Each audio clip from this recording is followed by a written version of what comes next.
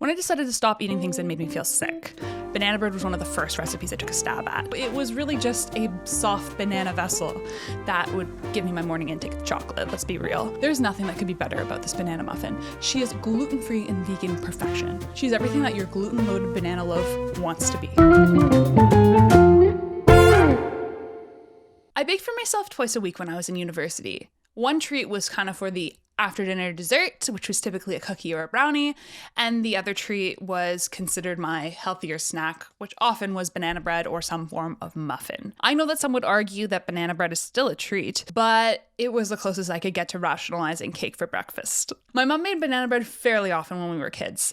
In an attempt to keep her home healthier, she always would cut the baked goods sugar in half and then cut that sugar in half with maple syrup. Notorious eyeball baker, which is a term for somebody who doesn't really measure anything when they're baking, she never adjusted the flour or fats to this reduced sugar. Given that absolutely nothing was precise, her baked goods always turned out slightly different each time. Not bad, still very tasty, but never quite the same. However, this lack of precision did not faze her banana bread. It was always moist, not too sweet, and full of chocolate chips and nuts, because my mother doesn't bake anything unless it's full of nuts, let's be honest. Her recipe also used cinnamon and allspice versus traditional recipes that tend to not use any spice and just use vanilla extract. Why?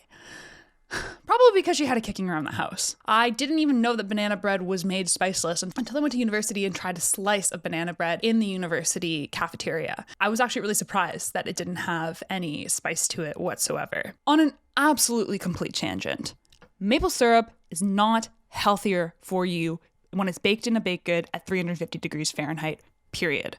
In its raw form, sure.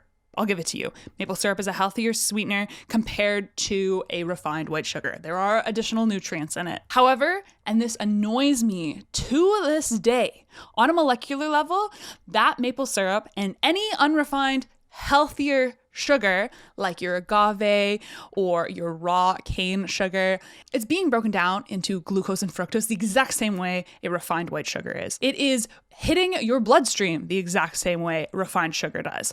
And it is the flame for the fuse of a chain reaction that controls your glucose homeostasis in your blood and between your cells. People who try to claim that maple syrup is healthier do not understand how carbohydrates are metabolized. Frankly, and this is a hot take, if you're trying to be healthy, why are you eating baked goods? Just eat some damn fruit. Stop trying to lie to yourself that eating a baked good with unrefined sugar is actually healthier for you in your diet. Instead of baking a lackluster kind of crap treat that doesn't really satisfy like the real deal, have the damn white sugar loaded baked good. Enjoy it and then move on with your life. Live in moderation, enjoy your life and all that food has to offer. Unless you are actually allergic to it, which I know some people who are allergic to cane sugar or can't have too much of it, treat your damn self. Back to the life story. When I decided to stop eating things that made me feel sick, banana bread was one of the first recipes I took a stab at. I'd hoped that the moisture of the bananas would help moisten that grit from the gluten-free flour. Little did I know, bananas are actually a very commonly used vegan egg replacer. Their starchy texture and moisture actually helps create density within a baked good, holding all the flour together. So as long as the baked good is supposed to taste like bananas, they do a great job for a successful vegan baking. Banana bread that I made for myself was acceptable. I loaded it with chocolate and nuts, just like my mom used to, so it was really just a soft banana vessel that would give me my morning intake of chocolate, let's be real. Naturally, I also used cinnamon and allspice versus vanilla extract. At the time, I'd also discovered Bob's Red Mill. For anyone who's gluten-free, you know that Bob has changed your life. I really like their all-purpose flour, the one with chickpea, sorghum, potato, tapioca, and fava bean. Although it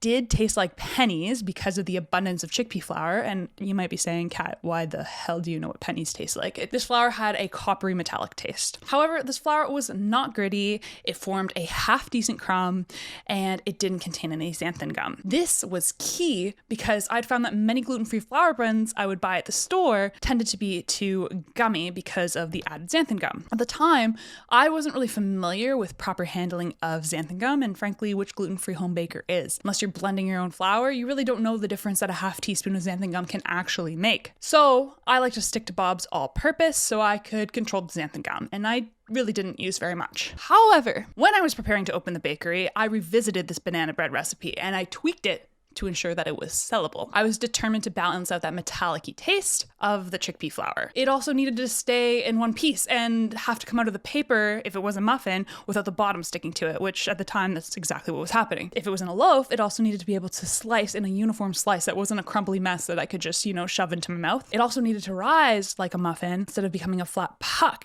because after all, it isn't a muffin, right? And on top of it all, I wanted it to be half sweet and then half the sugar would be maple syrup, just like my mom's recipe. I remember launching this muffin into wholesale. We called it Lady Banana as I was trying to have pinup style names with every single one of my baked goods to keep it on brand, obviously. The banana muffin was a hit for my first 2 customers. First, I approached the Union Market, which is a convenience store style establishment on the McMaster University campus. They were the only food establishment, actually, that was not within the control of the catering mafia that ran that university. The partnership also made very logical sense. Take an alumni who now wants to sell baked goods at the place where she started her inclusive dessert journey. I remember sitting down with Shayna, the general manager at the time, as she tried my baked goods.